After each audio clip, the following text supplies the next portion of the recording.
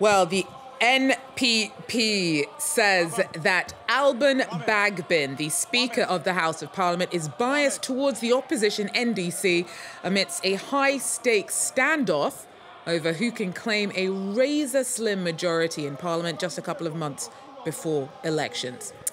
Well, to break it all down for us, I'm joined now by our correspondent, Justice Baidoo. Justice, it's a tall order because it's been a packed week in the Ghanaian political landscape, but give it a go. How have we got to where we find ourselves this Wednesday?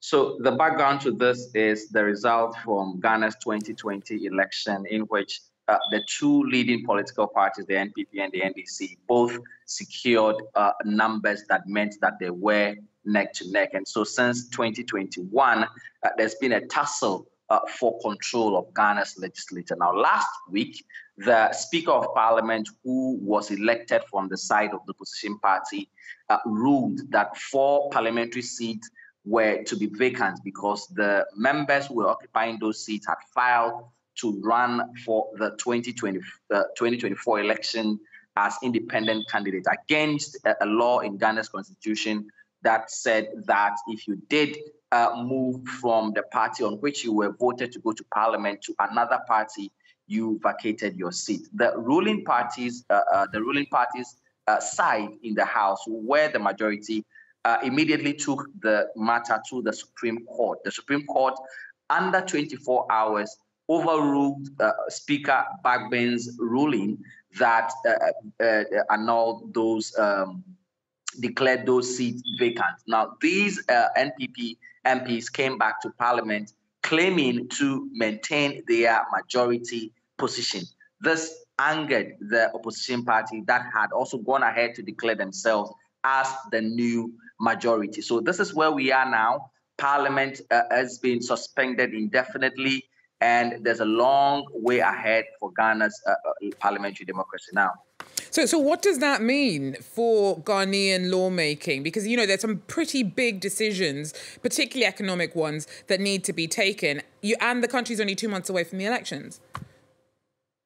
Yes, the next 6 weeks are crucial in Ghanaian politics.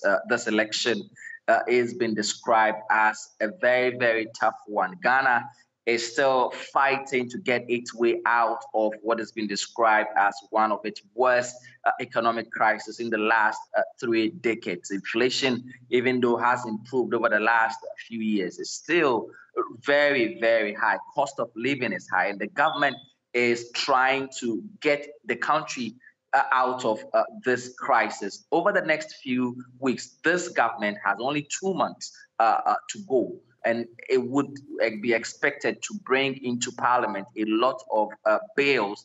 A lot of them has to do with loans that government needs to to get to fund and finance a lot of its activities before the crucial election of December. Now, all of these are up in the air, with no one knowing when the end would come. So how do you see this playing out, Justice? What comes next? Best guess. There's going to be a real tussle, especially now that this has now turned into a sort of a turf war between the judiciary and the legislature. The parliament, which is headed by the speaker, who is from the opposition side, doesn't look like going to be backing down anytime soon. The majority side, that also seemed to be on the side of the ruling from the Supreme Court, seemed to be maintaining its position and using its force as the ruling party to want to bulldoze its way through. And it's really unclear what is going to happen next, except to say that there really needs to be cool heads from both parties to be able to